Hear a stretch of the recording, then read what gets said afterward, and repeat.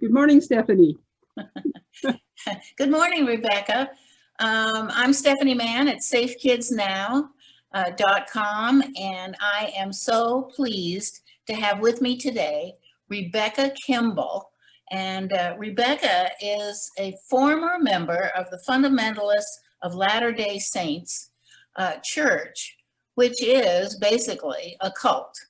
And she's going to tell you a lot about the cult. And we're going to start off by talking about how many churches there are and about the money, because there's a lot of money involved in any kind of church, but especially the Latter-day Saints. So, Rebecca, please share with us some information about your church, and we're going to also hear about why you left and what has changed in your life. So tell us about the wealth of the church. Okay, before I tell you about the wealth of the church, I need to give you a little bit of basics about the covenants and commandments in the church in its very, very beginning. Now, whether you're a member of the Church of Jesus Christ of Latter-day Saints, or whether you're the member of a fundamentalist Mormon cult that broke away from the church, you're still influenced by those oaths and covenants that you made, because they all started on the same basic oaths and covenants. So when the fundamentalist polygamist groups broke away from the Church of Jesus Christ of Latter-day Saints, they took the basic teachings, including these covenants, with them, and they never let go of them. As the Church of Jesus Christ of Latter-day Saints went on through the years, they softened their covenants up a bit. When I say softened them, they didn't get rid of them. They softened them up a bit to be less traumatic. Let me ask you a question, because I need a little clarification. So you have the basic Church of Latter-day Saints, and then was this a group that broke off from the original church and kept the same information, or how did that work? Actually, it worked both the ways you said it. What happened is that the Church of Jesus Christ of Latter-day Saints started with a basic premises, and it continued that way for a few years. However, when the law started coming up against them and telling them they couldn't have polygamy and things like that, there were those that wouldn't let go of the basic commandments of the church, and they broke away. And all those polygamists that broke away are called fundamentalist Mormon polygamists, or fundamentalist Mormons, FLDS, because they stuck by the fundamentals. However, way back in the days when the church was first founded and Joseph Smith started the church, he got into considerable amount of trouble with the law along the way. A lot of people aren't aware of it, but Joseph Smith, the founder of the church, Sorry, I got a cough. Joseph Smith, the founder of the Church of Jesus Christ of Latter-day Saints, was actually killed in a robbery. However, nobody talks about that much anymore. What happened is, back then, when Joseph and his brother Hiram were killed, and Brigham Young and all the pioneers set out on their long wagon treks to set out for Salt Lake City to start the new kingdom. Okay, tell us the date. When was this? When did this happen? This is in 1827. Oh, long time ago. Yeah, so a long time ago. So when Brigham Young came out, and all of the saints came out to Salt Lake Valley and started their new colony, they made covenants and oaths to God. And the covenants and oaths they made to God were because of the murder of Joseph Smith and his brother Hiram. And they made a solemn vow to swear to keep this oath as long as they lived. And the vow that they made was that they were to hold the United States government responsible for the sacrifice of those two men. The United States government had to pay constantly for the sacrifice of those two men. And unless you understand that, you're not going to understand the money trail. It was a basic indoctrination in Mormonism.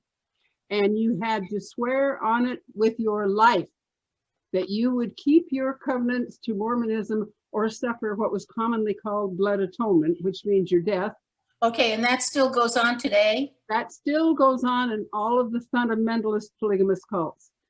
But the old covenants actually make a person swear upon the penalty of having their bowels torn from their body and burnt with ashes, and their breasts torn from their body and parts of their body Well, fed. now that doesn't happen today, right? No, this is part of the oath. Okay. So the oath is really quite traumatic, but the oath was only taken in secrecy inside of the temple for everybody to keep the temple secrets quiet.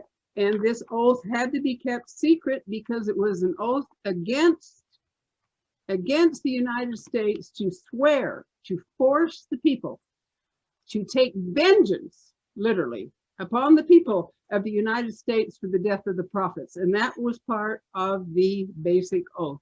Well, now, do you have to be a certain age to take this oath, or how does that work? We polygamous children grew up with it. We grew up with the oath, not only this oath, but we grew up with being told that if we did not obey the priesthood, all the men had the priesthood, not the women, that if we did not obey the priesthood, we would have to pay with our lives. So we grew up with this oath twisted to keep us in order. All of us did. We grew up with our lives being threatened for disobedience. It's really important that you remember this, because as we progress through this little talk, you'll say to yourself over and over, why do they tolerate it? This is why. The oath is why. Try to remember that the oath is why. And now we're going to progress forward. So let me ask you, does everybody, including the children that grew up with this, have to say the oath themselves, or it's just assumed? The oath is recited to them, and they swear to uphold it or suffer blood atonement, which is your death. And when did you first realize that that was something that you had to obey? I don't remember ever not knowing it. It was that common in our family. Okay. I don't remember a beginning of it. So how does the wealth accumulate in the polygamous church? Well, we have to start first in order to keep this not too complicated. Let's start first with the Church of Jesus Christ of Latter-day Saints, because even though they don't rule fundamentalist churches, you need to understand their wealth and their position in order to understand what goes on as we move forward, okay? The Church of Jesus Christ of Latter-day Saints in 2018, so these statistics are a little bit old, okay, had 16 million members, had temples worldwide, 65,000 full-time volunteer missionaries, and was declared the 4th largest Christian church in the United States of America. Oh, it's a mighty big church. It's a mighty big church. It's a mighty wealthy church. It is, if you look up wealthy churches, you will find it listed on the most. Okay, well, how do they accumulate their wealth? Well, everybody pays 10% of their tithing. So they've got the tithing.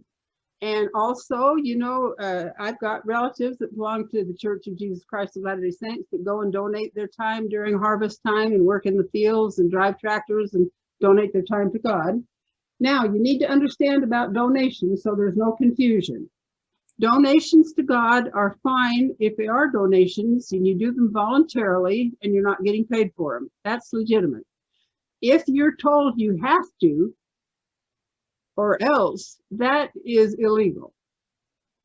There's two, so the later will come up here in the FLDS, it's the other way around, all right?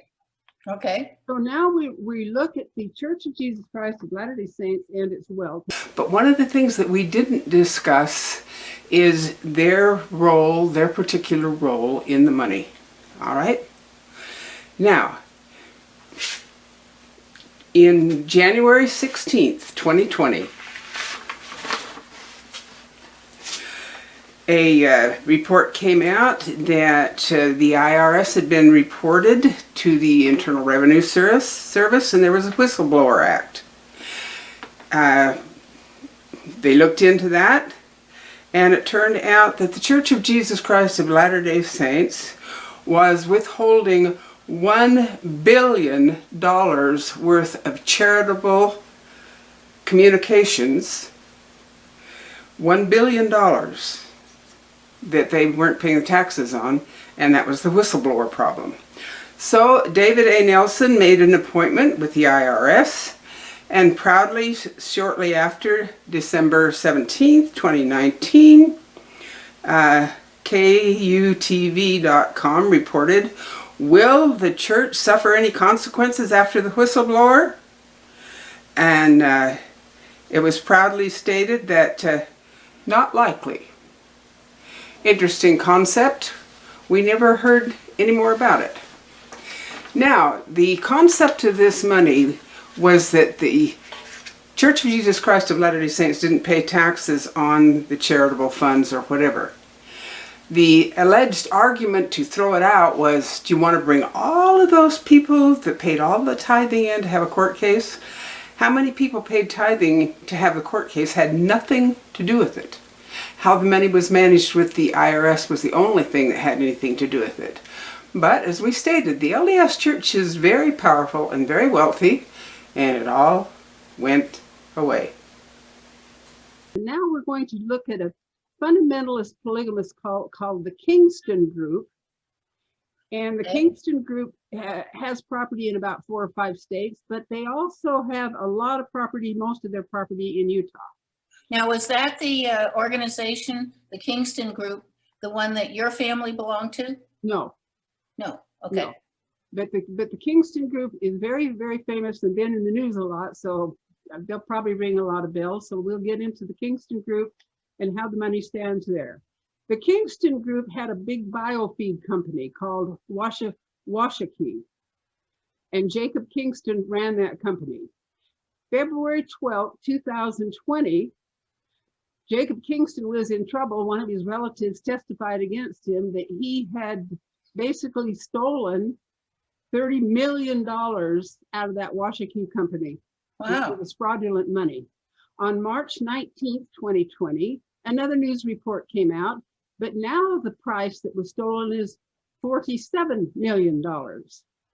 Okay, then www.St. George News in Utah followed that up with $500 million was now stolen from the Washakie company.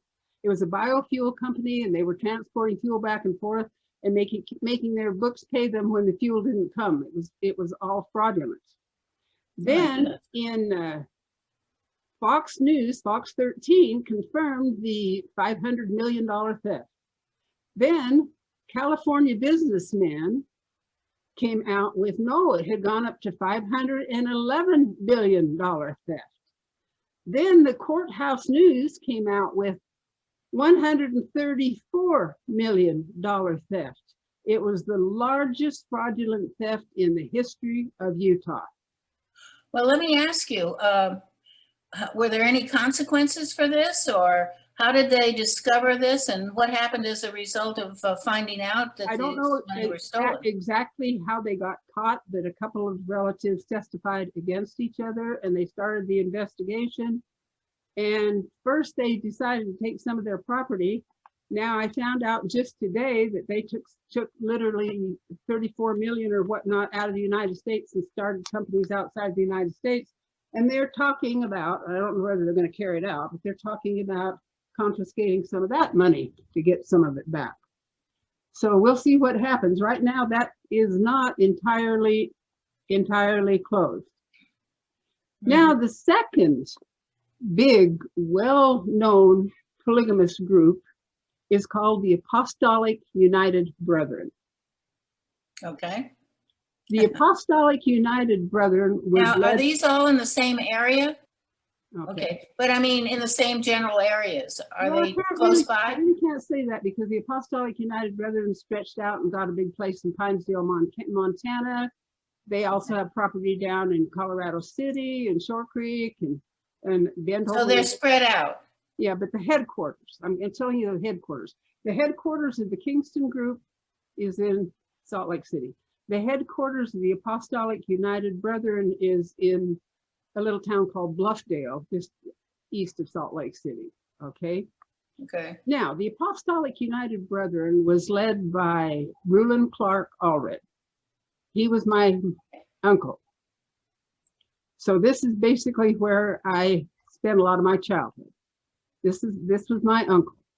Now, the Apostolic United Brethren had about 500,000 members, but when I tell you that, it's interesting because when you start looking them up on the computer, their membership changes whenever it's convenient, depending on who wrote the article. So just flip a coin. We really don't know. Of course, my uncle Reuland was assassinated by another cult member, Ervil LeBaron. Ervil LeBaron had him killed, and Ervil LeBaron is my brother-in-law's brother. So here we have another version of It's All in the Family. So were there consequences for having him killed? Was he jailed or imprisoned or how? Eventually, Ervil killed about 28 people, and they finally got him and put him in jail. Oh my goodness. But He got away with killing 28 people? Yes, he did. Yes, he did. He was a serial Before they put killer. him in prison. Yes, they did. But anyway, the Apostolic United Brethren, led by my Uncle Reuland, who was murdered by Ervil LeBaron. After Uncle Reuland was murdered, my Uncle Owen took over the leadership of the AUB. And during Uncle Owen's leadership, the AUB and its priesthood members stole $154 million from Virginia Hill. Why do I know so much about this? Is because my brother was part of the AUB and told me all about it. My brother Richard, who is deceased now, was heavily involved in laundering the stolen money for the Apostolic United Brethren. After being found guilty of stealing Virginia's money, Uncle Owen convinced his congregation that Virginia gave him the money as tithing, and the whole thing was persecution and nothing else. The only thing is, Uncle Owen really screwed up. He had quite an imagination that he had to record all the priesthood meetings and stay in power, and he recorded this one. He recorded the entire theft and even the fact that he wasn't going to give back the stolen money. Unfortunately, his followers believed all the lies he said, that it was totally propaganda because they were polygamists, and they went to work to earn the money and pay it back. They had bake sales, they sold everything they could. So, in effect, Uncle Owen not only succeeded in stealing the money, not once, but twice. Nobody spoke up. They're all under oath. After all, they got to make the United States government pay. You guys are all apostates and you owe, even though we were never alive then, right? Remember the oath, okay? So then Uncle Owen made another big mistake in his recording. He reminded all of the priesthood men of the fact that women are never allowed to handle money. Now, my dear friends, you know that these women are all, except the legal wife, are all on welfare. Now you know that none of them can even handle their own welfare checks. The men take them and do what they will with them. Okay. Now, Well, the law says polygamy is a choice. Isn't it interesting that if polygamy is a choice, that polygamous men don't have to pay for their own actions? Uncle Owen his health was bad and he didn't live too long after that. I don't recall him ever seeing any jail time. That was well, you have a very interesting family history. Unfortunately, I do. But all during the time that this was going on, I was aware of what was going on because my brother and Richard and I were very close friends. So I was basically right on top of it.